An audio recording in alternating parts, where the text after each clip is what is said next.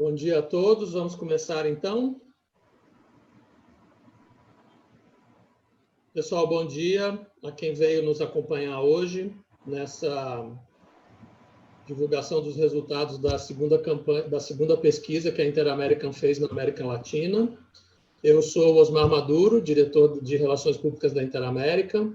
A gente está aqui com a Daniele Roman, CEO da Interamerican, e a Mariana Aldrigue, presidente do Conselho de Turismo da FEComércio. Bom dia, Dani, bom dia, Mari. Bom dia, Osmar, bom dia, Dani, bom dia, pessoal que está aqui com a gente. Bom dia para todos, obrigada pelo tempo de vocês. A gente sabe que tudo muito corrido, prazer enorme estar com você aqui, Mari, Osmar, também. Bom dia. Bom dia, Dani. Vou dar alguns avisos antes da gente começar. Essa live está sendo gravada, ela vai estar depois no YouTube da Interamerican. Essa apresentação, depois ela vai estar no site da Interamerican e no site da FEComércio.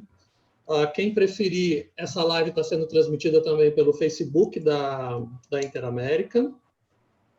A gente vai abrir para perguntas no final, então, ao longo aí das apresentações, vocês podem ir anotando suas perguntas e mandar pelo chat aqui do Zoom, tá? É só clicar nesses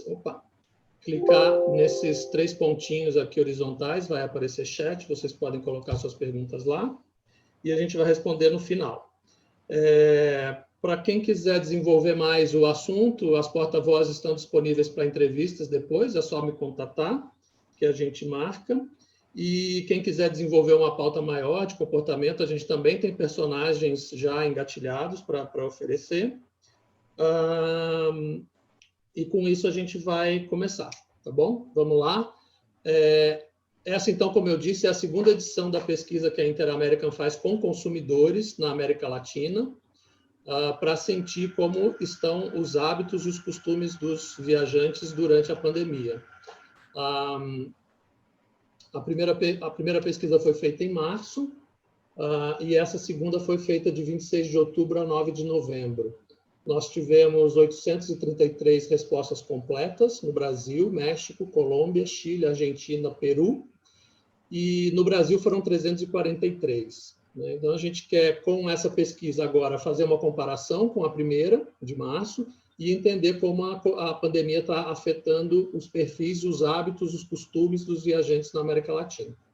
E como isso vai desenhar o cenário para os governos e empresas do turismo nos próximos meses ou ano. Bom, aqui a gente vai ver que na primeira edição da pesquisa, que foi realizada lá em junho, 46% dos respondentes declararam que eles planejam fazer uma viagem ainda esse ano. O interessante é que esse índice caiu agora para 23%. A opção mais escolhida, que é 26%, foi a de viajar somente quando houver uma vacina que esteja amplamente disponível para todo mundo, exceto no Brasil. Então, se a gente olhar aqui esse gráfico, não é bem um gráfico, né? Essa planilhazinha, né? O Brasil é o mais, digamos, não o mais otimista, eu diria o mais livre de todos os mercados da América Latina, né? Que pretende viajar, 34% pretende viajar ainda em 2020. Então, eu diria que o brasileiro é o mais descontraído dos mercados analisados.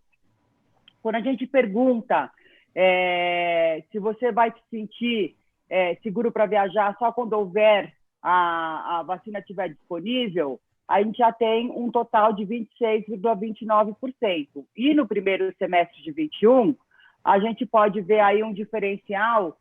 O mercado mais propenso para viajar no primeiro semestre é o colombiano e o peruano, com 35%. Já no segundo semestre, são três mercados que pretendem viajar majoritariamente no segundo semestre de 21, que são os mexicanos, os argentinos e os chilenos, tá? E aí, quando a gente pergunta só em 2022, o percentual é bem baixo, sendo que o Brasil é o menor de todos, né? Então, o que dá para a gente ver aqui é que o pessoal realmente está com muita vontade de viajar e o brasileiro é mais atirado que os outros mercados. Exato. Só para a gente explicar aqui como essas tabelas vão funcionar nesse slide nos próximos, o total é a média total quando a gente soma todas as respostas de todos os países. E nas colunas verticais são os resultados por mercado. Pintado em vermelho são as máximas de cada coluna, tá? Só para a gente deixar o entendimento mais claro. Pois, bom dia a todo mundo que está aqui com a gente, reforçar o agradecimento por participar desta pesquisa. O interesse do Conselho de Turismo em colaborar na análise da pesquisa era justamente o que o Osmar colocou lá no começo, que é traduzir isso em estratégia para os empresários e numa subsequência orientação política, né? Então, qual tem sido a maior preocupação dos viajantes? Então, já na primeira pesquisa isso aparecia, mas ela segue muito forte, que é essa manifestação da segurança sanitária, saúde e higienização, manifestação visual, né? Para que o consumidor saiba que isso acontece, ele tem que ter sido impactado de alguma forma com promoção, com foto, reportagem, etc. Então, até para os nossos colegas da imprensa que estão aqui assistindo, essa é uma pauta que tem atraído muito a leitura de consumidores, os lugares que tenham essa política, então, de segurança, saúde e higienização. Aparecem lugares que não sejam muito cheios para o Brasil, mas aí a gente já pode, não é duvidar da pesquisa, mas entender que o brasileiro tem essa incoerência mesmo na fala, né? Ele diz que não vai para lugar cheio, mas ele acaba indo de qualquer forma. A lógica das flexibilizações, perceba que os argentinos e chilenos preferem esse aspecto, né, em relação aos outros grupos, mas nos demais, essa porcentagem próxima de 20 já é bastante relevante. Então, se você é alguém que vende produtos e ainda não conseguiu internalizar a lógica da flexibilização, tenta colocar isso como algo realmente relevante, ou seja, deixa em destaque as informações sobre alteração, sobre cancelamento, porque isso está interessando bastante. Preços ou disponibilidade de atendimento de emergência, não é que são irrelevantes, mas eles ocupam menos espaço na atenção desses viajantes. Então, reforçando, né, com exceção de Argentina e Chile, que valorizaram a flexibilização, a política de segurança é o ponto mais importante nesses 4 outros mercados, Brasil, México, Colômbia e Peru. Se quiser passar para a próxima, Osmar. Foi desdobrada a pergunta, né, então, de que tipo de cuidado extra as pessoas iriam assumir, e aí aparece, para México e Brasil, uma leitura de corresponsabilidade, ou seja, eu fico em algum lugar que eu consiga perceber esses protocolos de segurança e higiene. Colômbia e Peru reforçam mais o tipo de viagem, né, o meio de transporte onde isso possa ser mais evidenciado. E no mercado Argentina e Chile, a valorização do seguro de viagem, né, ou seja, passaria a comprar seguro de viagem específico para viagens, descolando talvez de seguros que vinham atrelado à compra da passagem, que aí cabe um outro debate. Mas é muito interessante notar que aqui abre-se também uma leitura que meios de hospedagem não são necessariamente só hotéis, podem ser outros tipos, e especialmente quem elabora produtos começa a ter um leque mais amplo de opções a pensar e a estruturar para os seus clientes. Vejam que priorizar hospedagem em imóveis de aluguel está lá embaixo, né, como a última categoria dos escolhidos, porque não necessariamente isso está vinculado ao mercado estruturado de turismo, mas a gente tem percebido muito diversificação em equipamentos de hospedagem. Então, assim, para além do que é o resort tradicional ou o hotel tradicional, a gente tem visto, tem aquele programa Hospedagem na Colônia, Hospitalidade na Colônia aqui no Brasil, a gente tem visto vários pequenos produtores também se posicionando com turismo de luxo em alguns espaços mais específicos, então é bem legal notar que não necessariamente é o pacote tradicional, mas é algo profissional que está avaliado na pesquisa. Então, a profissionalização e a intermediação aparecem sempre em todas as respostas, né, de como esse consumidor precisa de alguém que possa atestar ele que ele está fazendo uma boa escolha. Pode passar para o próximo, Osmar. Dando continuidade só ao que a Mari estava falando do aluguel de imóveis, a gente vê que realmente é uma tendência, né?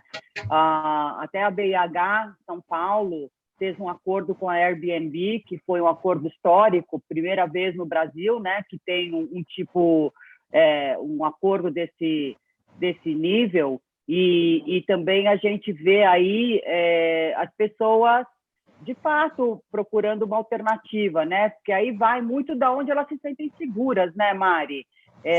Algumas pessoas se sentem mais seguras alugando um imóvel, porque onde elas mesmas se responsabilizam, né, pelos protocolos, do que ficar num hotel, num resort, numa pousada. Agora, uma outra coisa que eu também queria dividir aqui, quando você falou de pequenos produtores, a gente recebeu bastante contato na Interamerican durante a pandemia, de pequenos produtores de café, de fazendas, né, de outras que fazem mel, que fazem outro tipo de plantação também, querendo criar um produto, né, e transformar isso e ir para a veia turística, né, não ficar só na parte do agro, né. Então, eu vejo aí que também essa é uma outra tendência.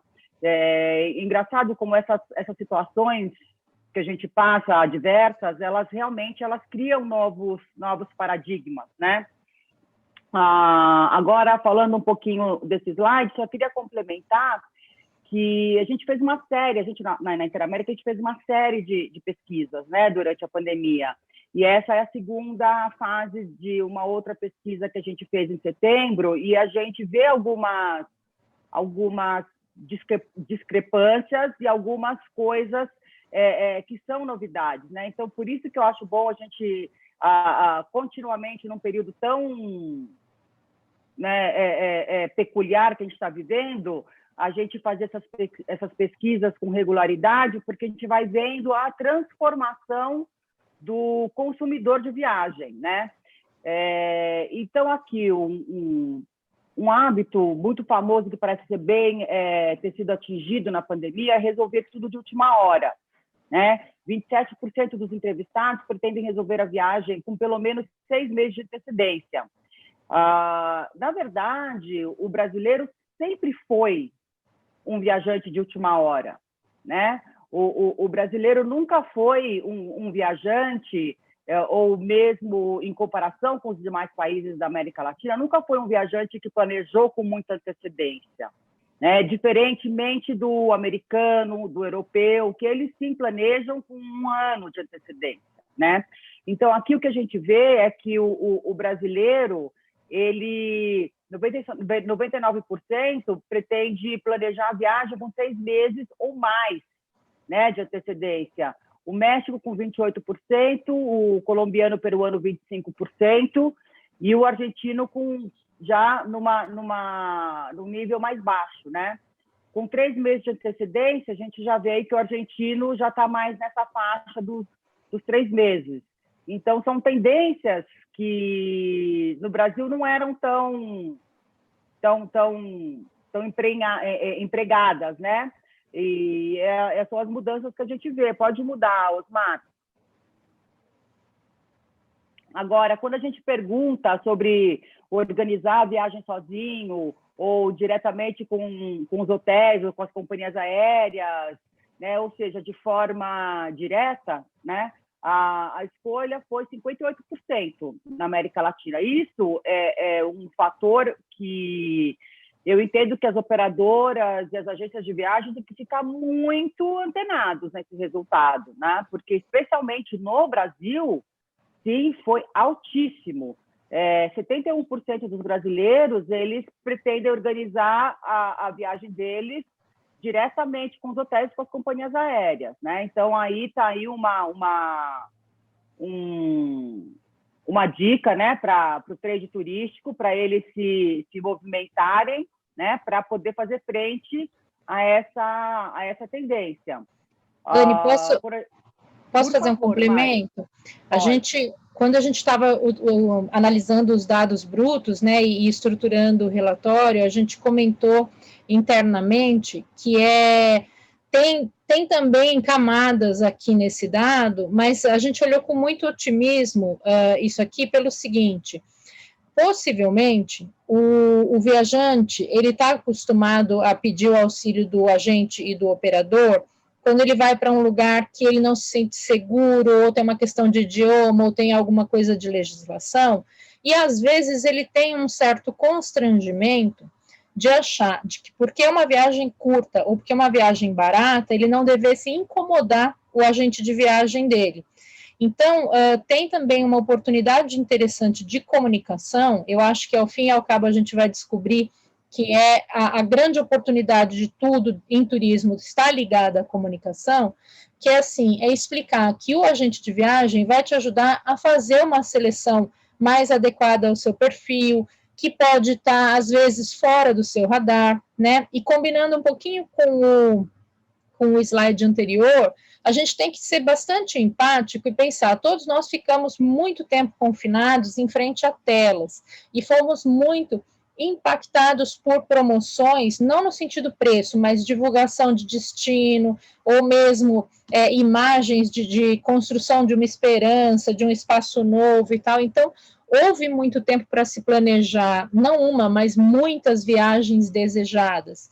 E esses ganchos, agentes e operadores precisam ser muito ágeis para já deixar claro, olha, estamos aqui para te atender das curtas às longas, das baratas às caras, não importa, mas não é desmontar uma crença, mas dizer que assim, olha, eu tenho uma expertise aqui que está à sua disposição, então conta comigo para fazer uma escolha mais plena, né, mais satisfatória e que te poupe algum tempo para, quem sabe, você melhorar em outros aspectos. Acho que vale a pena reforçar isso, especialmente o pessoal aí da imprensa. Eu acho que você... Só para rapidamente aqui, que a gente vai destrinchar mais esse dado mais para frente, pegando o gancho no que a Mari falou, é a vantagem que os agentes de viagem têm em relação às OTAs, né? Então, os agentes de viagem são a segunda opção, ainda que longe de ir sozinho diretamente com hotéis, mas as agências de viagem tradicionais muito à frente daqueles que optaram pelas OTAs. Eu acho que também tem aquele fator, né? As viagens que surgiram nesse primeiro momento, elas são mais nacionais, né? Ou regionais ponto a ponto, muitas vezes. E isso o brasileiro, sem dúvida, tem mais facilidade para fazer sozinho, né? Mas o que talvez eles possam e devam entender, e talvez seja exatamente o que a Mari falou, é uma questão das agências, das operadoras se posicionarem melhor, é que elas também têm que reforçar que elas também podem ajudar nas viagens nacionais ou regionais, né? Aqui a gente também pôde confirmar esse hábito solitário de organizar tudo sozinho e também avaliar quem mais inspira o viajante na hora de escolher um destino, né? No Brasil, o campeão é a internet, né? O brasileiro se inspira com a internet, quando o mexicano, o colombiano, o peruano, o argentino e o chileno, eles se inspiram mais na recomendação de amigos. Eu acho interessante a gente ver isso, né? Porque às vezes as pessoas pensam que a América Latina é tudo igual, mas não é. São vários países com culturas diferentes, comportamentos diferentes e tendências diferentes, né? E está aqui para a gente ver. Um Instagram, que é um grande, né, inspirador de viagem, onde é uma das redes sociais mais buscadas para tudo que é ligado à viagem, é responsável por 15% das inspirações no Brasil, e menos ainda nos demais países, né? Já a dica de influenciador ou blogueiro de viagem está similar ao Instagram, né, para o brasileiro. E dicas da imprensa, de jornalistas especializadas, já cai pela metade aqui para o brasileiro, vai para 8%. E as dicas do agente de viagem caem mais ainda, que é 5%. Acho que aqui vale também uma dica, tanto para influenciadores como para imprensa especializada e agência de viagem, de talvez ser um pouco mais inspirador nas dicas, um pouco mais conseguir conquistar a atenção do consumidor final, né? Eu acho que tá aí, isso é uma dica. E publicidade em geral fica nos 5%, que no Brasil é bem diferente do México, da Colômbia, que é o dobro, né? 11%, e 9% na Argentina e no Chile. Isso eu vejo bastante, sabe, Mari? Não sei se você concorda comigo, que nos últimos anos a publicidade em si, ela caiu um pouco em descrédito, né? O que as pessoas buscam mais são aqueles depoimentos de quem foi no lugar, de quem teve a experiência. Concorda, Mari? Concordo demais e acho só importante ressalvar que, como o brasileiro tem o brasileiro não, eu acho que todos nós no mundo todo, a gente tem muita dificuldade de separar uma coisa da outra. E aí, assim, o que eu procuro na internet, considerando que quase tudo abaixo tem a ver com internet, né? Isso aqui é uma busca direta mesmo, é quando você digita lá no campo do buscador o que te interessa. Então, promoção em viagem, o destino e tal, e aí o que vai vir como link vai levar talvez a Instagram, vai levar a blog, vai levar a matéria de imprensa, mas o que ele está dizendo a busca parte de uma inspiração externa. E o que a gente já tem mais de, acho que uns 2 anos que eu e Osmar, a gente vem conversando sobre esse tema, que é assim, um plano de comunicação, ele precisa estar sempre muito amarrado. E, como você acabou de colocar, não vai adiantar fazer outdoor numa hora dessa, não vai adiantar, talvez, fazer anúncio numa revista impressa, se o tempo que as pessoas estão gastando é um tempo de tela, é um tempo de, talvez, alternar entre o que está passando na TV e o que está vendo no celular. Tem alguns impactos que vêm de forma completamente não prevista. Então, às vezes, você está vendo uma matéria de um jornal sobre eleições, mas aparece uma praia linda, um destino super legal, e você fala, putz, eu queria ver aquilo. Ou numa série, como acontece às vezes, né? A gente está vendo uma série, algo te inspira e fala, será que tem um restaurante parecido com isso? Então, esse procurar na internet leva a outros portais, vamos dizer assim, e eu imagino que, como a gente já está reforçando, na profissionalização da comunicação, na profissionalização da promoção do produto e do destino, que a gente pega se não é uma mudança de comportamento, é uma consolidação de um comportamento. Então, eu gosto demais, eu acho que de todos os slides dessa apresentação, esse é o meu favorito, porque ele desmembra muita estratégia de trabalho. E você sabe, Mari, que a gente já tem visto isso na Interamerican e a gente tem trabalhado muito na Interamerican com marketing integrado. O que é o marketing integrado? São ações que envolvem todos esses aqui, olha, todos os pontos aqui.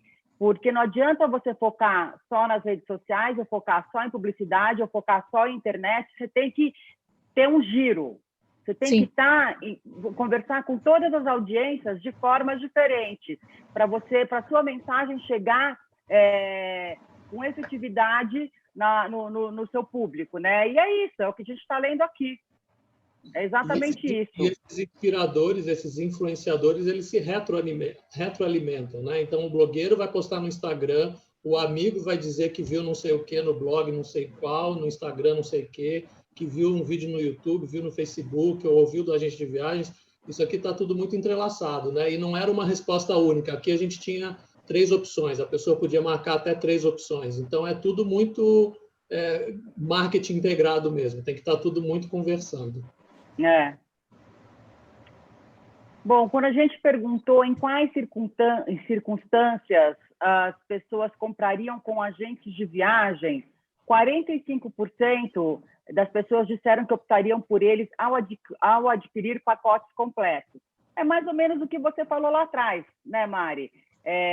Muitas vezes o consumidor ele acha que para comprar um hotel no Nordeste ou uma passagem só para Natal, ele não precisa do agente de viagem, ele faz isso sozinho, mas quando ele precisa comprar um pacote, ele sim busca a agência de viagem, né? Então, o Brasil, mesmo assim, isso condiz também com o que estava lá atrás, o Brasil respondeu, 36% respondeu que comprar pacotes completos, ele vai em busca do agente de viagem, quando lá atrás 71% era que ele faria tudo sozinho, né? O mexicano, já 49% vai para a agência de viagem para comprar pacote completo, quando o colombiano e o peruano, você vê, né, que já são mercados bem mais tradicionais, e o argentino e o Chile com 53%, que também a Argentina e o Chile são mercados tradicionais, né? E a gente vê bem essa diferença aqui. Pode mudar, Osmar.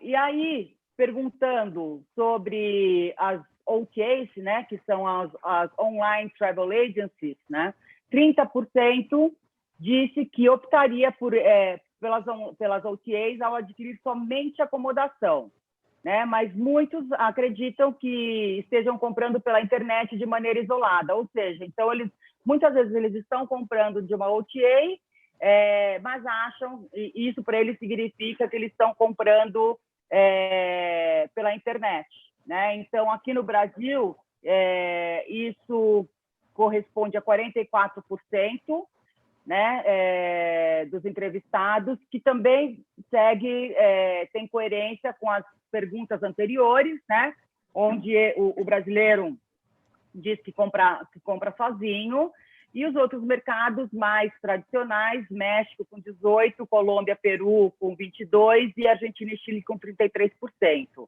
Agora, um fato interessante é que apenas avião, 35% e 43%, 35% na Colômbia e Peru e 43% na Argentina e Chile. Eu acho que isso é um pouco tudo meio que junto e misturado, né, Mari? Sim, é curioso, porque eu acho que vai marcando as relações que são estabelecidas, né, Dani? No sentido de como a sua experiência prévia é determinante, como a relação que você tem com esse fornecedor também influencia, e um aspecto que tem a ver com, pensando agora especialmente no período de pandemia, com os relatos que foram compartilhados, especialmente no momento em que foi necessário acionar o agente de viagem para repatriar, contatar quem te vendeu. Então, quem teve um suporte, revalorizou a relação, né? Deu mais pontinhos para essa relação colocada. Então, hoje, a gente lá no Conselho de Turismo tem uma mistura bem rica de insights, e alguns analistas de dados colocam que a gente não pode mais achar que uma resposta ela está fechada em si mesma. Então, tem isso, tem a facilidade de comprar online, a necessidade de mostrar para os pares que você já sabe fazer alguma coisa moderna, a querer ser diferente ou querer experimentar, e a gente não pode esquecer do poder de posicionamento de algumas marcas ou de alguns produtos. Mas como bem colocou o Osmar na redação aqui, dizendo que muitas das OTAs, elas são os mecanismos por trás de alguns sites que a gente não chama de OTA. Então, também, como profissionais, a gente precisa entender como o consumidor entendeu, não o que é de fato a realidade do profissional, porque ao fim e ao cabo, provavelmente toda compra feita pela internet está vinculada com alguma OTA, mas o consumidor não enxerga assim. E aí a gente, como profissional que está intermediando a venda, vai precisar guiá-lo e, óbvio, tentar tirar alguns mitos, né, de que ele sempre vai pagar mais barato se não tiver um intermediário, que ele tem mais vantagens. É o momento das fake news também no mercado de turismo que a gente vai ter que ir desconstruindo. Um outro dado interessante aqui que eu vejo é uma oportunidade mesmo para as OTAs no Brasil, porque no México você vê como as OTAs estão bem posicionadas ao ponto das pessoas, de 30% das pessoas, ou seja, a maioria das pessoas no México, dizerem que buscariam uma OTA para fazer um pacote completo. Enquanto no Brasil, esse dado cai para 12%, né? Então, daí a gente vê a força de uma Expedia, como a Expedia é forte no México, e o terreno que tem para crescer ainda no Brasil para as grandes OTAs. Mas o México é um país, não sei se é pela proximidade dos Estados Unidos ou não, o México é um país muito forte com OTA. A Despegar também é muito forte lá, eles têm outras grandes OTAs que são bem fortes lá no México, né? E eu acho que, nesse sentido, o México realmente é mais avançado do que os demais países. Com certeza.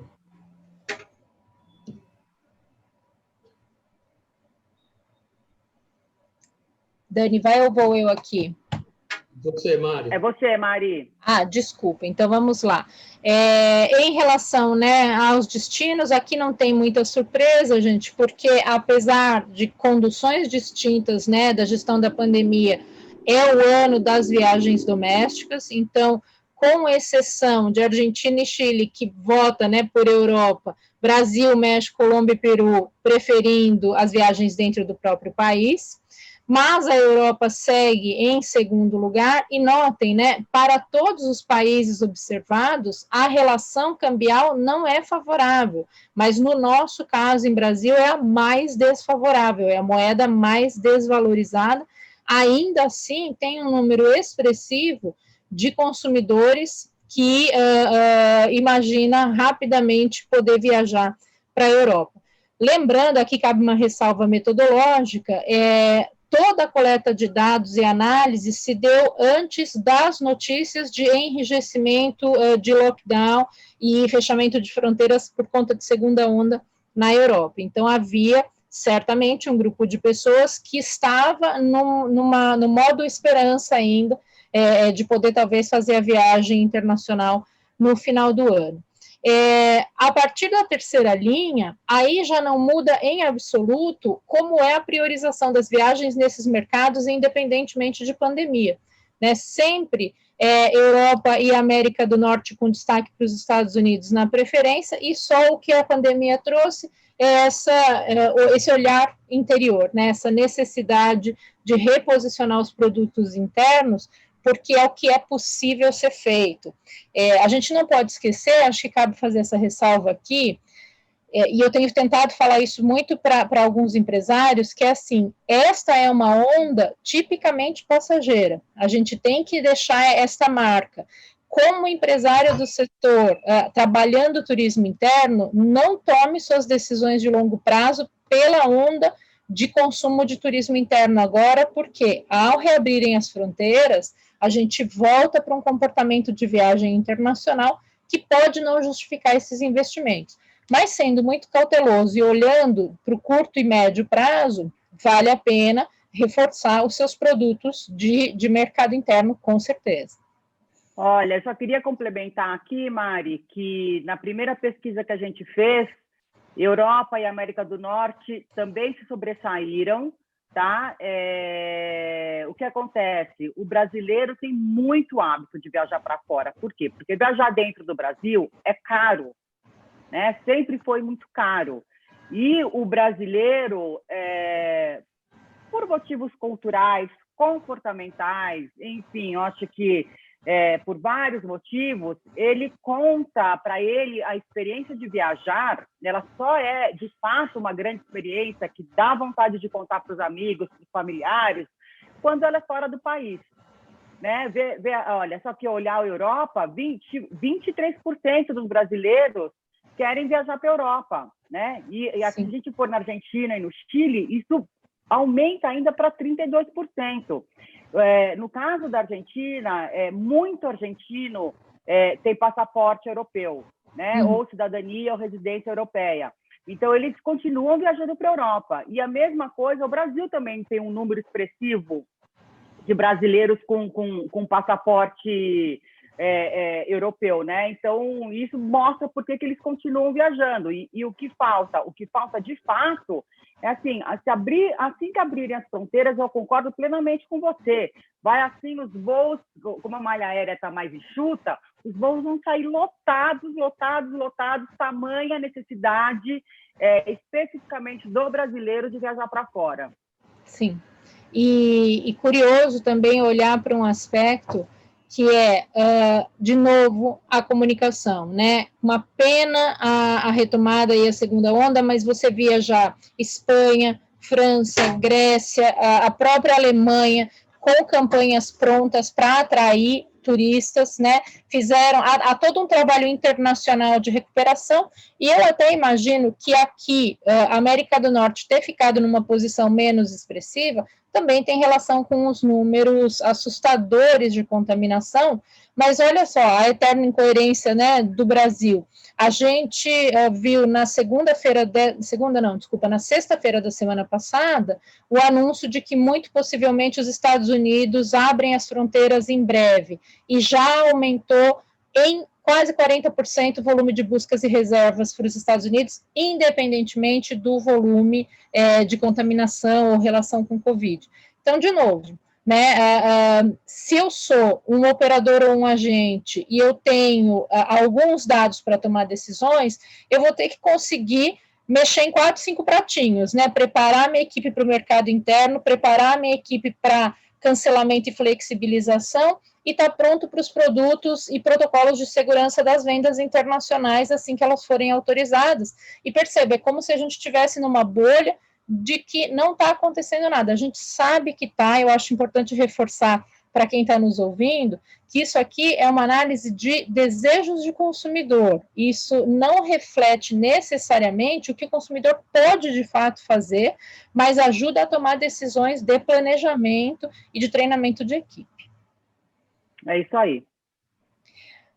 Aqui eu acho muito legal essa pesquisa, porque, assim, em todas as variações de pesquisas de viagem desse ano, o destino preferido é praia, né? Que normalmente para viagem de lazer é praia mesmo, mas como resposta a confinamento, a praia passa a ser algo extremamente desejado, também porque combina a lógica de ar livre, circulação de ar, possibilidade de renovar energias, né?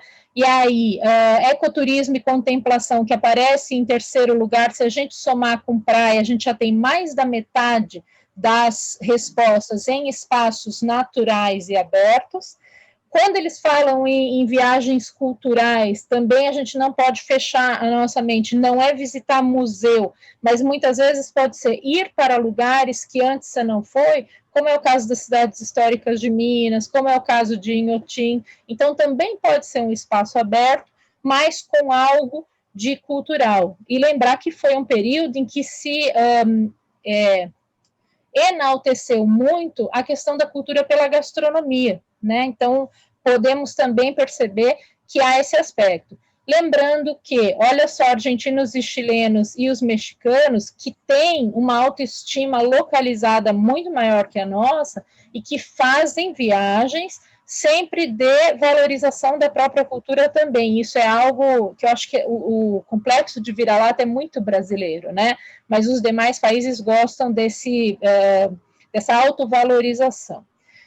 E depois a gente tem gastronomia e vinho como objetivo principal, não aparece, porque, claro, gente, é muito legal. Se você já está pensando em ir para a praia, é óbvio que você está pensando que você vai comer coisa de praia, vai beber na praia, ecoturismo e contemplação, possivelmente você já está pensando em comidas ligadas a essa prática, mas há um grupo, claro, que faz viagens desenhadas pelo aspecto gastronômico.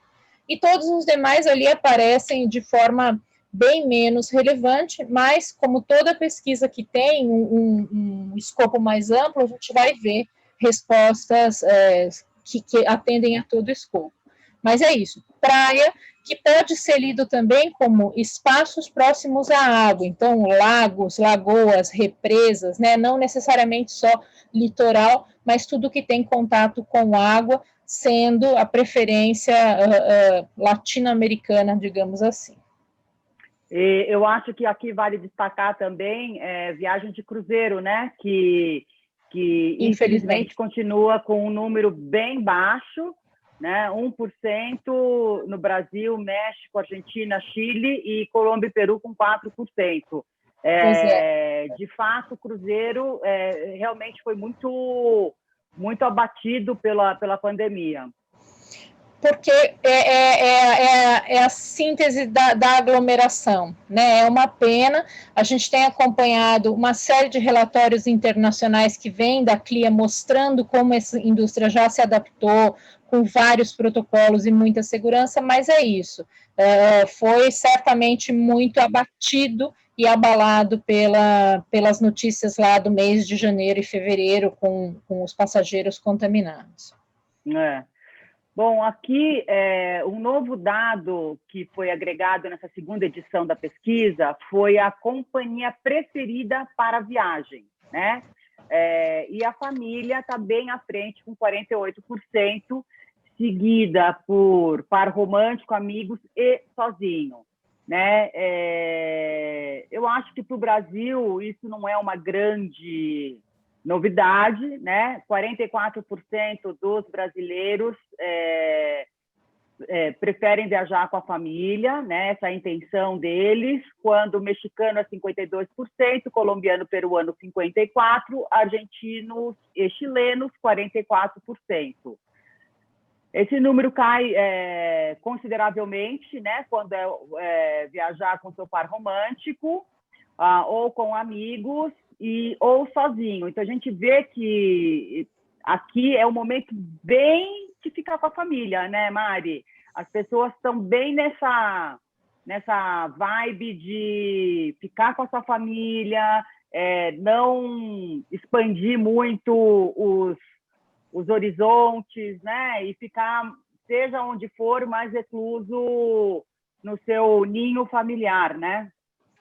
De fato, e é curioso porque, assim, a gente tem que lembrar, aí em termos de estratificação econômica, que o grupo classes A e B, em todos esses países analisados, que mais viaja, são aqueles que acabam residindo nas regiões mais metropolitanas, tendem a ser pessoas que saíram, né, do seu núcleo familiar, então talvez moram em cidades diferentes, e aí tem o movimento de reconexão, de celebração e também pelo amor de Deus, me tira daqui desse espaço apertado. Até para, assim, eu amo meus filhos, mas não aguento todo mundo no mesmo ambiente. A gente tem que começar a ler e parar de pôr todo mundo só num desenho, pai, mãe e duas crianças. Às vezes, família é um coletivo um pouco maior, né? 2 núcleos familiares, de pais separados, mas com filhos em comum. Então, tem muita coisa que vale a pena ser desenhada, mas é isso, família e par romântico eu colocaria também como família, sendo a marca das viagens de outubro a março de 2021, outubro de 2020 para março de 2021. Isso. Aí, como que as pessoas vão gastar dinheiro, né? Então, uma das coisas que a gente percebe que diminui ou cai por terra nesse momento de pandemia são as viagens de compras. Claro que há uma relação clara com o fechamento das fronteiras dos Estados Unidos, né? Especialmente nesses mercados. Quando a gente fala viagens de compras, há uma relação direta com os destinos, os shoppings, os centros de compras dos Estados Unidos, as marcas, claro que também um pouco Europa, mas principalmente Estados Unidos. Outra coisa, em um período em que se dedicou muito a consumo digital, melhoria na casa, compra de tecnologia, aprender a usar os aplicativos, estas viagens de agora não são para suprir a necessidade de tecnologia. Ela é, de fato, uma viagem de caráter lazer e regeneração de bem-estar, de comportamento de alma mesmo, né? Assim, essa lógica de você estar em contato consigo mesmo e com as pessoas que você ama. Mas, como que vai ser gasto? Então, a gente vai melhorar o investimento em atrações e cultura, atrações de natureza, né, pagando por serviços de parques e praias, alguns serviços, compras caindo e vida noturna, ainda bem que na resposta apareceu algo que a gente gostaria de ouvir, ou seja, as pessoas não estariam viajando ou não viajarão para se aglomerar, mas ressalvas em todos os países, especialmente no Brasil. Notem que aqui não tem diferença entre os países em nenhuma circunstância, né? Eles estão absolutamente uniformes, porque a condição da pandemia foi uma condição que colocou todo mundo na mesma situação. Então, até a forma de rever os seus gastos ou priorizar gastos segue a mesma distribuição. Aqui o que parece, né, Mari, é que as pessoas estão viajando para ter uma experiência, né? Para ter uma experiência, para estarem juntas com todo o cuidado necessário, né? Essa sensação que passa. Sim, exatamente.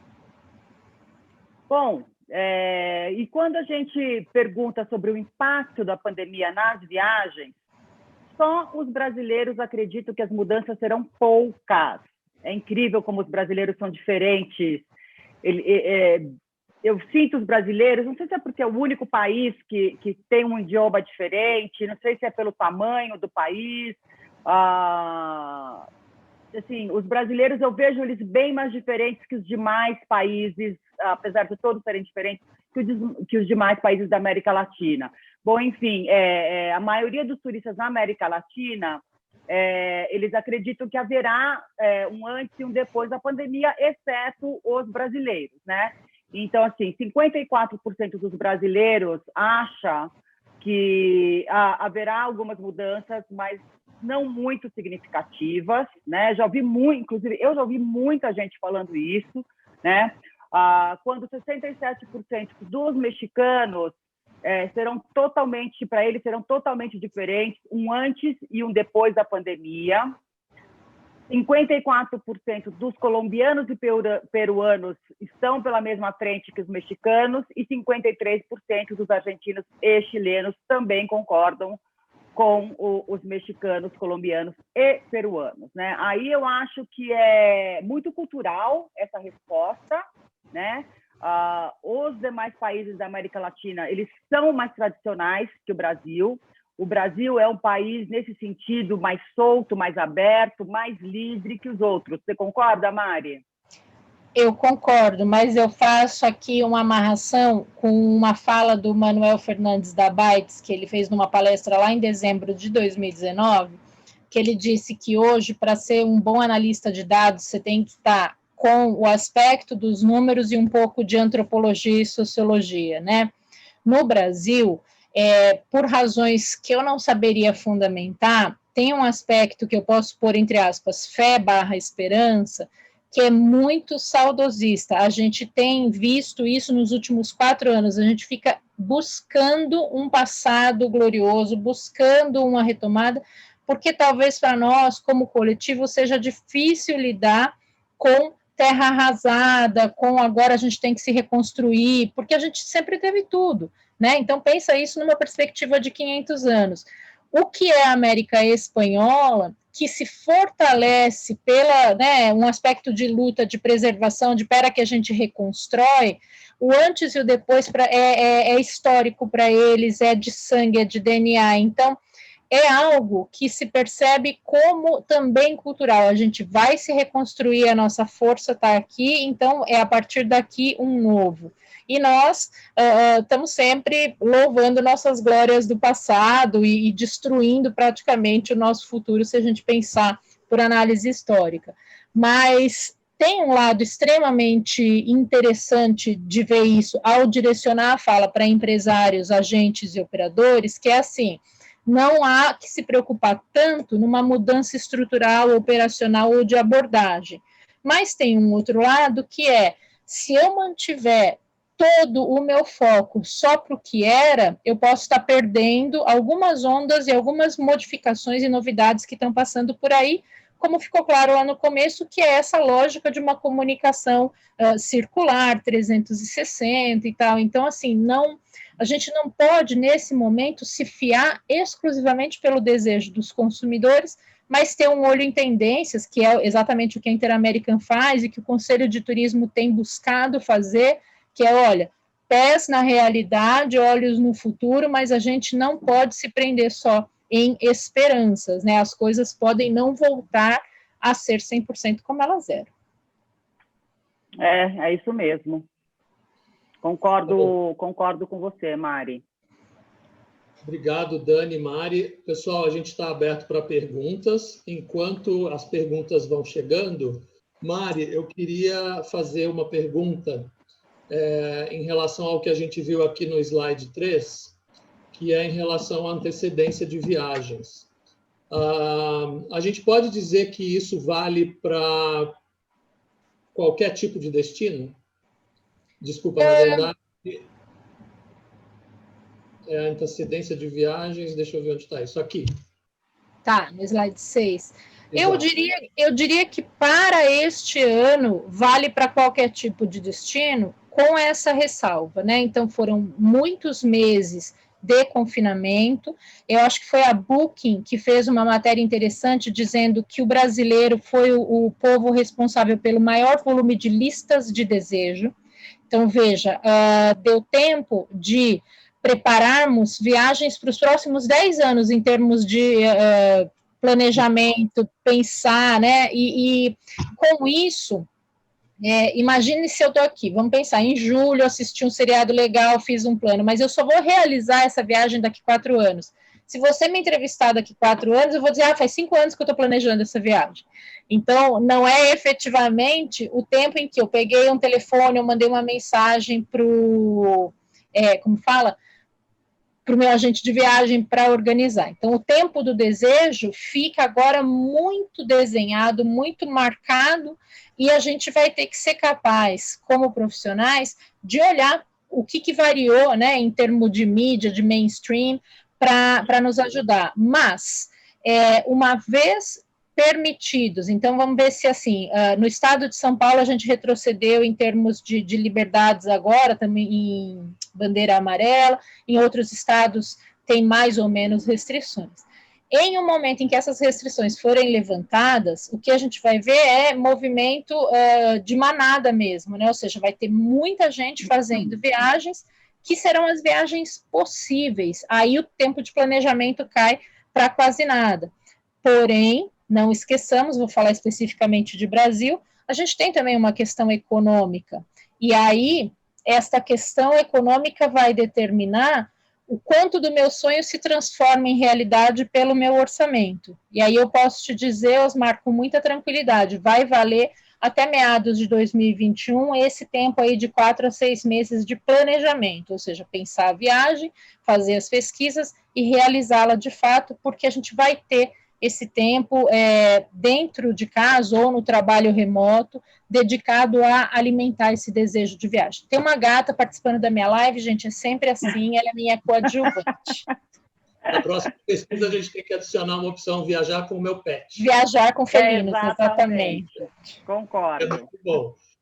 Pessoal, só lembrando, vocês podem mandar suas perguntas aqui na barrinha preta que fica na parte de baixo do vídeo, tem o Q&A, QA, ou pelo chat, tá?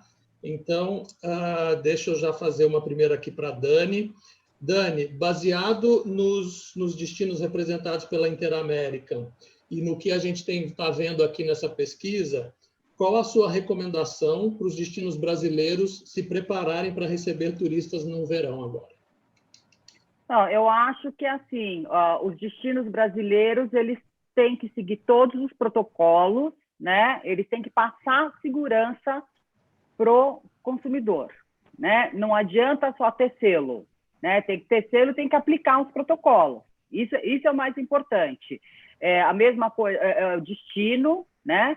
E são também os hotéis, os produtos turísticos, as atrações, transfer, os motoristas têm que usar máscara, nos passeios idem, e eu acho que, assim, talvez eu seja um pouco simplista demais, né? Mas eu acho que se as pessoas, nós, como seres humanos, se a gente aplicar 3 coisas simples em qualquer lugar que a gente esteja, seja viajando ou seja no nosso dia, que é o uso de máscara, distanciamento social e limpeza das mãos, se a gente aplicar esses 3 pontos que significam se preocupar com o próximo, né?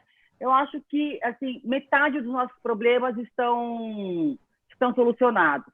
O problema é que as pessoas não usam máscara, as pessoas não higienizam as mãos e as pessoas não fazem o distanciamento social, né? Então, não adianta também o destino, os hotéis e todo mundo fazer a parte deles se nós não fazemos a nossa parte. É muito importante que a gente faça a nossa parte e não colocar toda a carga em cima dos destinos nacionais. Obrigado, Dani. Mari, chegaram umas perguntas aqui para você também. As empresas do setor do turismo, na sua opinião, estão preparadas para as exigências desse novo viajante?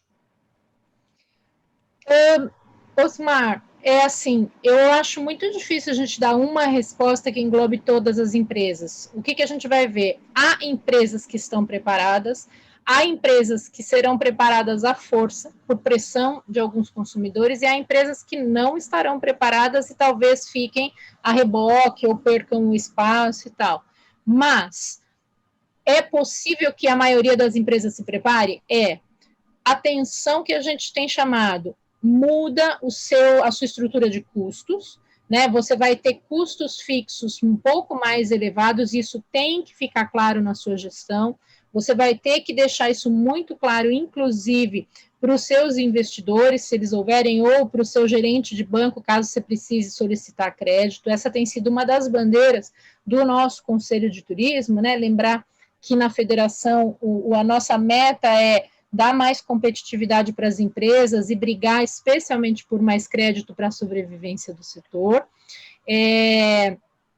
A Dani foi cirúrgica, assim, eu posso fazer todo o investimento do mundo em preparar colaborador, treinar, sinalizar o chão, pôr as placas de acrílico, mas eu posso ter clientes que não respeitem, porque ou negacionistas, ou cansados, ou não importa, eu não vou querer agredir ou tratar mal o meu cliente para também não ter uma exposição negativa nas redes sociais.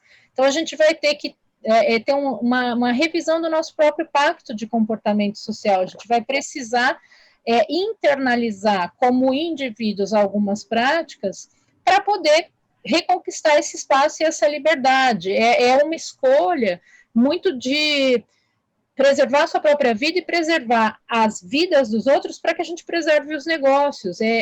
Agora vocês vão ser inundados por mensagens do tipo: não celebre o Natal esse ano para poder estar vivo no Natal do ano que vem. É super pesado, mas filtrando mensagens como essa que a gente vê assim: eu tenho que fazer concessões.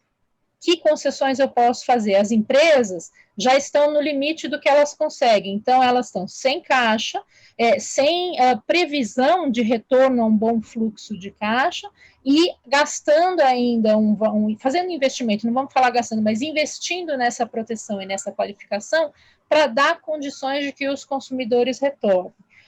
É fácil? Não é. Mas é algo que, com apoio dessas informações que a gente tem coletado de diversas fontes, com apoio de uma série de relatórios científicos, a gente vê que tem dado certo em diferentes países.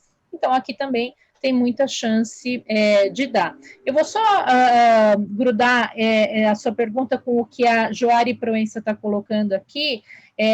Na maioria das vezes, né, a análise prática ou aplicação prática de pesquisa é justamente aquela adaptação de práticas ou orientações que fazem sentido no seu negócio. Vamos supor que para você o consumidor da Argentina ou do Chile não seja interessante, ou do México não seja interessante, você ignora esses dados. Mas o que uma pesquisa como essa revela é que, primeiro, eu preciso rever priorização de comunicação e eu preciso rever a forma como eu passo as informações que o meu cliente acha relevante de um jeito que ele receba como relevante. Ou seja, não é letrinha miúda agora, não é lá no fim do contrato está escrito como que faz o reembolso, é o inverso, é lá em cima que você vai falar e o preço talvez seja a penúltima informação que você vai passar para o seu cliente, porque ele já está predisposto a pagar talvez um valor um pouco maior por conta dessa segurança.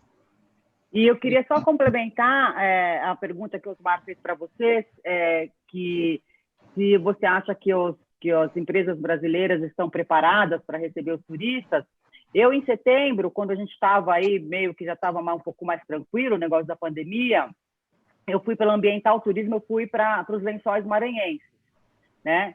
Então, eu queria dizer para vocês que do momento que eu tive o primeiro contato com o fornecedor da Ambiental, que foi a pessoa me esperando no aeroporto, no Maranhão, até eu voltar para São Paulo, a pessoa me deixar no aeroporto, que eu voltei pelo Piauí, me deixar no aeroporto em Teresina, todos os fornecedores estavam aplicando todas as necessidades que são uso de máscara, álcool gel e o distanciamento. Não teve um fornecedor, seja motorista de carro, seja piloto de barquinho, seja o que for. E quando eu voltei, eu comentei isso com o Ambiental, e eles falaram que é uma exigência deles que todos os fornecedores pratiquem os protocolos necessários. Então, está aí uma dica para quem está aí, que é agente de viagem, que trabalha com operador, checa com o seu operador se eles também estão fazendo isso. Porque é importante, porque o fornecedor, ele segue as instruções do operador que contrata ele. Né? Então, assim, eu acho que eu fiquei super espantada, porque, gente, até piloto de barco teco-teco, quase caiaque, vamos dizer, fazendo todas as necessidades dos protocolos. Obrigado, Dani. Eu vou juntar aqui duas perguntas. Tem uma que diz qual o papel dos governos nesse novo momento da pandemia e outra que relembra que o Estado de São Paulo ontem indicou um retrocesso no Plano São Paulo, né? E como isso pode impactar no comportamento detalhado pela pesquisa. Então, o papel do governo versus os dados que estão nessa pesquisa e as medidas que cada governo tem tomado ou vai tomar a partir de agora. Isso, posso responder, Osmar? Por favor. Tá. Eu diria o seguinte, pesquisa, como sempre, ela é retrato de uma dada realidade num determinado momento. Então, lá no nosso primeiro slide, a gente coloca quando foi feita a pesquisa, e era um momento em que não se falava com convicção de segunda onda. Então, não era uma notícia compartilhada muito, ou que os governos latino-americanos estavam tomando providências. Muda o comportamento? Acho que não. Na verdade, ele exacerba o comportamento, ou seja, o desejo de viajar fica mais acentuado e pode haver aí a criação de novos segmentos, ou seja, aqueles que vão estar furiosos, como a gente já está vendo, com esse reforço, né, das ações de combate à pandemia e vão viajar a qualquer custo, e aí, de novo, é o que a Dani falou, se a empresa não conseguir reforçar os aspectos de protocolo, pode haver aí um problema no embate entre prestador de serviço e consumidor, pode haver adiamento de algumas viagens, o que eu honestamente acredito que no Brasil não vai acontecer, a gente vai ligar um botãozinho do tipo, isso não está acontecendo, o botão da negação, né, e depois lida com os problemas que vêm disso. Agora, do ponto de vista governamental, a gente, de novo, precisa compartimentar, e vou falar sobre o Brasil. Acabamos de passar por uma eleição municipal, esse retrocesso no estado de São Paulo foi o que muitos analistas estão chamando de estelionato político, né? Então, disseram na semana passada que não aconteceria e agora acontece. O preço disso a gente não vai conseguir medir tão rápido, isso vai ficar no nosso monitor, mas Governo estadual e governo federal são os mesmos. O governo federal, a gente sabe que não está conseguindo sequer compreender os impactos disso no turismo, seja do ponto da disponibilização de linha de crédito, seja em criar alternativas para o setor sobreviver e sair dessa de uma forma mais minimamente impactado. Já o governo estadual tem feito pelo menos algumas ações que mostram que sim, é possível se deslocar internamente, aí envolve viagem de carro com reserva de equipamentos próximos, com relativa segurança. Não consigo acompanhar muito demais estados, mas, por exemplo, eu sei que o Rio Grande do Norte, que é um estado que vocês fizeram um trabalho super legal, fez um projeto lindíssimo de personalizar os produtos turísticos para cada tipo de cliente de estados diferentes. Então, a abordagem foi muito profunda e muito bem desenhada. Os estados de Minas, Rio e Espírito Santo estão fazendo um excelente trabalho também de orientação, especialmente em estradas.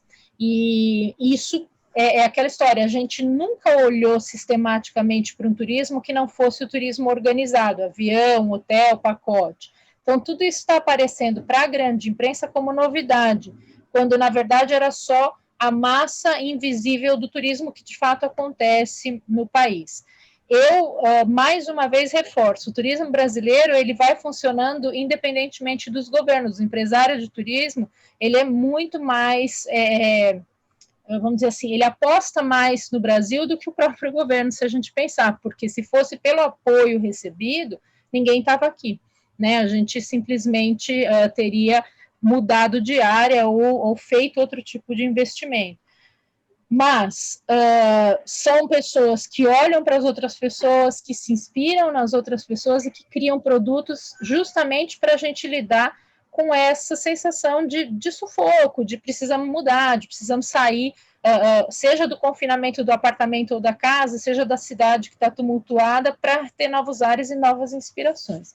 Então, apesar do tom mais dramático, eu sigo sendo muito otimista, mas não apostaria em ações que venham dos órgãos governamentais. Eu acho que não é por aí. Obrigado, Mari. Dani, tem uma pergunta muito legal aqui, que eu estava torcendo para alguém puxar esse assunto, que é o do overtourism. Então, na verdade, são duas perguntas em uma. Você acredita que os destinos mais afastados dos centros, dos grandes centros, serão mais procurados nos próximos meses, como os destinos rurais e de ecoturismo? A pesquisa mostra um pouquinho isso, que sim. E aí, se essa oportunidade, se é uma oportunidade para que o overtourism seja amenizado e a busca por um turismo mais sustentável cresça. Muito bacana essa pergunta. Obrigado, Vitor. Eu estava aqui lendo a pergunta do Vitor e pensando, será que o Osmar não vai falar as perguntas dele? Que eu achei bem interessante também.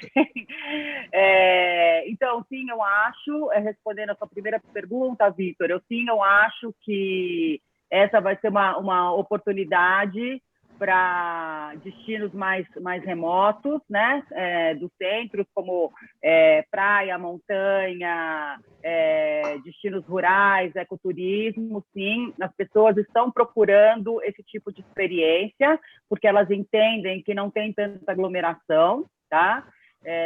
Então, é um bom momento para esses destinos fortalecerem as suas marcas, os seus itinerários, os seus roteiros, as suas experiências. E eu também acredito que essa é uma oportunidade para diminuir o overtourism, que é uma coisa que já é um problema muito grande na Europa, especialmente, né? Os europeus vêm se queixando muito, especialmente as grandes capitais, eles vêm se queixando muito do overtourism. Sem dúvida, pelo menos por um tempo, isso vai amenizar o overtourism. E eu também acho que é uma oportunidade para que cresça o turismo sustentável. Sem dúvida nenhuma, nesse sentido, pode haver uma quebra de paradigma.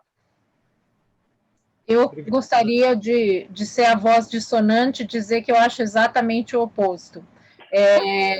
Curiosamente, por que a gente está confinado e por que a gente ficou com esse desespero de preciso viajar, preciso conhecer, bucket list, e se eu morrer amanhã e etc., em sendo suspensas as restrições e em não havendo um reforço específico de proteção de alguns destinos, o que a gente vai ver é mais overtourism. Por quê? Né, companhias aéreas tentando recuperar a parte do prejuízo, hotéis tentando recuperar a parte do prejuízo, e algumas prefeituras que dependem de arrecadação vinculada ao movimento de pessoas, elas simplesmente vão aceitar todo e qualquer tipo de viagem. A OMT e o WTTC têm sido muito enfáticos de que esse seria o melhor momento para ter claríssimas as regras de limitação de público, de práticas sustentáveis, de redesenhar vamos dizer assim, os limites do que seria um turismo para que ele seja de fato sustentável e responsável. Eu sou muito honesta, acho lindo, voto para que isso aconteça, mas conhecendo o universo em que a gente está e conhecendo o tipo de consumidor e essa lógica de deixa eu ir antes que acabe, azar de quem não viu, a gente vai ver, sim, hordas de pessoas reocupando determinados espaços. Mas gosto de fazer a ressalva, a gente não tem overtourism no Brasil, tá? É uma mentira, se alguém falou que tem, vocês nunca olharam para os dados de Veneza ou Barcelona. Não tem overtourism no Brasil e Exatamente. Não está nem perto disso acontecer. Se um dia a gente tiver uma perspectiva de overtourism, gente, todos nós aqui na live a gente vai estar rico porque ganhamos comissões vendendo alguma coisa para esse pessoal que vem. É muito legal a pergunta e muito importante a gente lembrar, uma coisa é o ideal, a outra coisa é essa realidade e esse mundo que está perto de nós. Se a gente não muda o nosso comportamento, o nosso vizinho também não vai mudar. Então, Mário, eu acho que a gente tem overtourismo no Brasil nos dias do carnaval, no sambódromo, em Salvador, que as pessoas vão uma atrás da outra no trio elétrico. Só aí, porque realmente o Brasil, acho que nenhum país da América Latina tem overtourismo. O overtourismo está concentrado muito lá na Europa e nessas cidades específicas. Sim. Legal. Fato. Obrigado. Temos outras duas ótimas perguntas aqui, uma sobre fake news, que a Tarsila mandou. Mari e Dani, vocês acham que essa questão de dizer que o Brasil é caro para viajar é um grande mito? Depende, como tudo na vida. Minha resposta sempre é depende, né? Eu gosto de citar o Ricardo Freire, porque ele diz apples and apples, pears and pears. Então, vamos comparar as mesmas coisas. Que tipo de viagem e que padrão de consumo você tem quando você vai para a Europa ficar 15 dias e como você transpõe isso para a sua viagem brasileira. Então, eu, por exemplo, dependendo do país, eu vou fazer um café da manhã mais reforçado e vou pular o almoço para gastar um pouco mais no jantar. Faço isso quando eu estou de férias no Brasil? Não, não faço. Eu ainda falo mal se de repente tiver caro o valor dos restaurantes turísticos que são bem avaliados em TripAdvisor ou o que quer que seja. Então, ao fazer uma comparação, eu preciso comparar o mesmo tipo de serviço. Se você se dispuser a fazer uma viagem mais econômica, abrindo mão de uma refeição ou comendo street food, enfim, o Brasil não é caro. E ele não é caro, fala oi pra gata, gente, e ele não é caro mesmo para brasileiros. Só que a gente, claro que tem desejos de férias perfeitas, resort 5 estrelas, serviços de altíssimo nível. Isso é caro mesmo para quem está acostumado a pagar por bons serviços fora do Brasil. Para um estrangeiro, ele não só é caro, como ele está absolutamente grátis hoje com um câmbio tão desfavorável. Só que a gente tem um problema seríssimo de imagem, né? Então, a imagem do Brasil como destino internacional está corroída e esse é um tema para outra live. É um mito. E mais do que isso, é aqui que eu acho que dá para amarrar com outros aspectos que a gente já tratou. Eu preciso ser capaz de fazer uma comunicação que deixe claro como que o dinheiro do cliente está sendo usado. Então, veja bem, há um grupo que a gente na FEComércio está estimando entre 13 e 15 milhões de pessoas, que fez uma grande poupança porque não saiu para jantar, não foi no cinema, não fez as viagens de fim de semana, não saiu do Brasil, etc, etc. Esse grupo tem recursos em reais para gastar em viagens de altíssimo nível aqui no Brasil.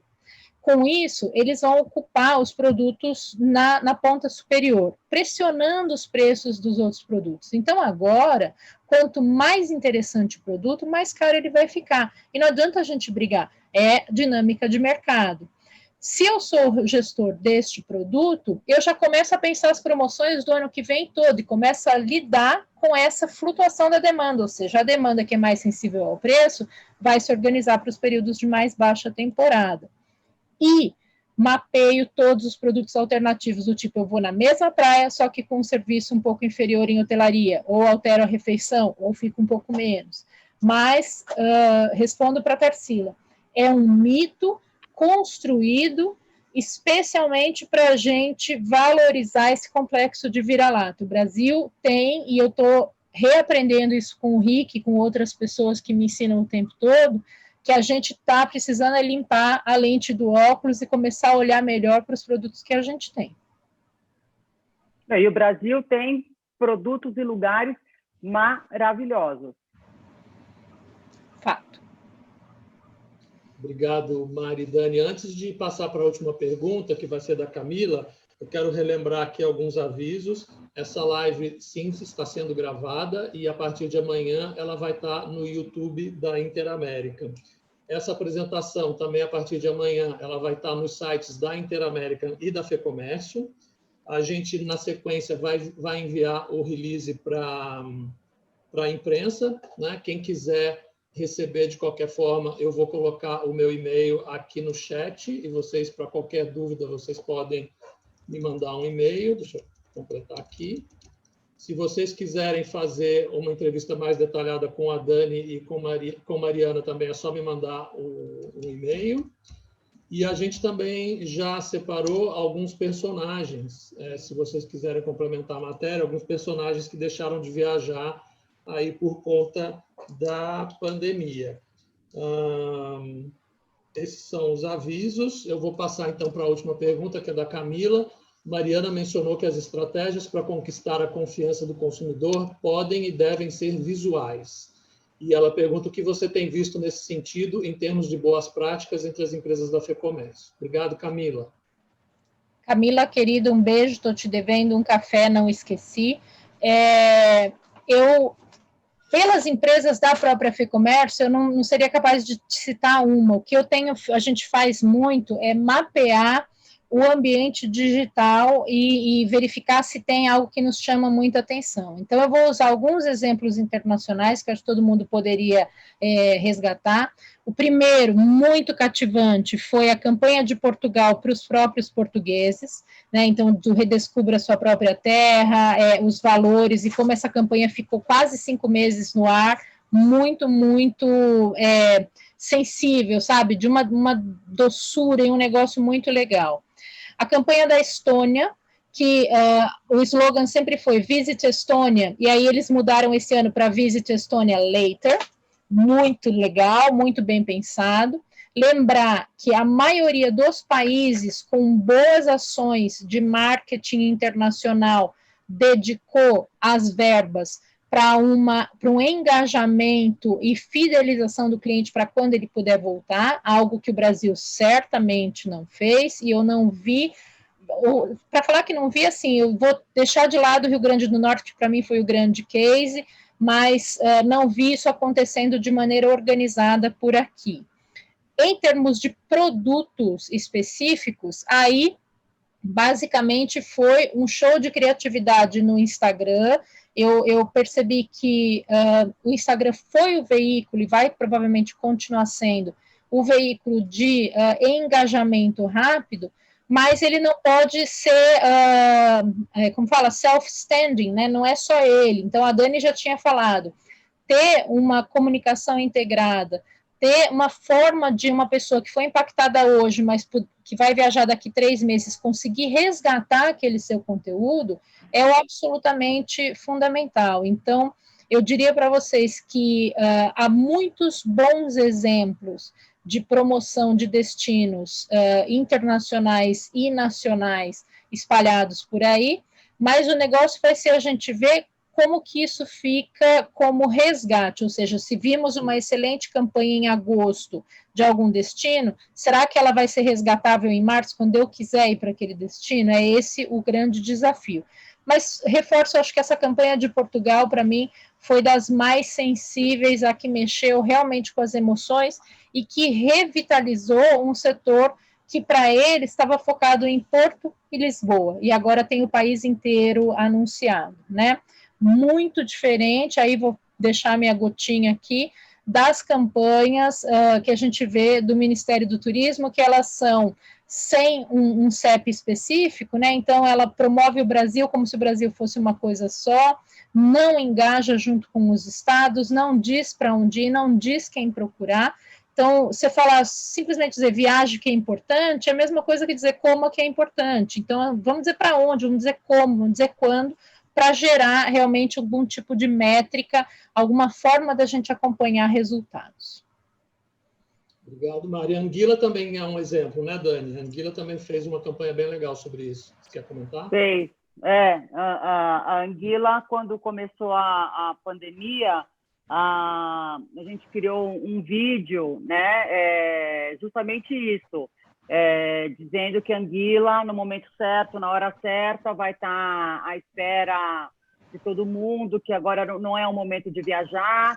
Então, assim, respeitando o momento do turismo, né, respeitando o momento e a dor das pessoas, né, e é isso. Eu acho que o destino ele tem que se preocupar, né, com a sua comunidade, ele tem que demonstrar que ele tá se preocupando com a sua comunidade, com os turistas que vão, e não adianta querer que as pessoas vão agora, e não adianta fazer uma promoção que não seja assertiva, né? Concordo muito com o que você falou, Mari. O que vai ficar e o que vai ficar no desejo, no inconsciente das pessoas, né, são essas campanhas mais inspiracionais mesmo. Exato. Obrigado, Mari e Dani. Dani, antes de encerrar, a gente quer fazer um agradecimento especial à FEComércio, né? E a Mariana por terem embarcado com a gente, todo o apoio, toda a análise, também o Guilherme, que ajudou muito, todo o time de comunicação, a Bel, a Raíza. Agradecer muito a todos eles por essa parceria. Isso. Prazer enorme estar aqui com você, Mari, grande professora, excelente analista de dados. Se prepara que agora a gente vai ficar no seu pé, viu, Mari? Não, em nome do Conselho de Turismo, eu quero agradecer o fato de a Interamérica ter nos acionado, é nosso papel. O Conselho de Turismo tem essa composição bastante diversa dos tradicionais conselhos que a gente vê pelo Brasil, justamente porque a gente quer esse tipo de provocação. A gente tem dados, a gente precisa olhá-los com os pés no chão, mas também com essa experiência que vem dos empresários como a Dani, que está aí já poucos anos, né, Dani? Só uns 3, 4, mas que conhece o Brasil, conhece a relação do Brasil com outros países, conhece as dinâmicas, né?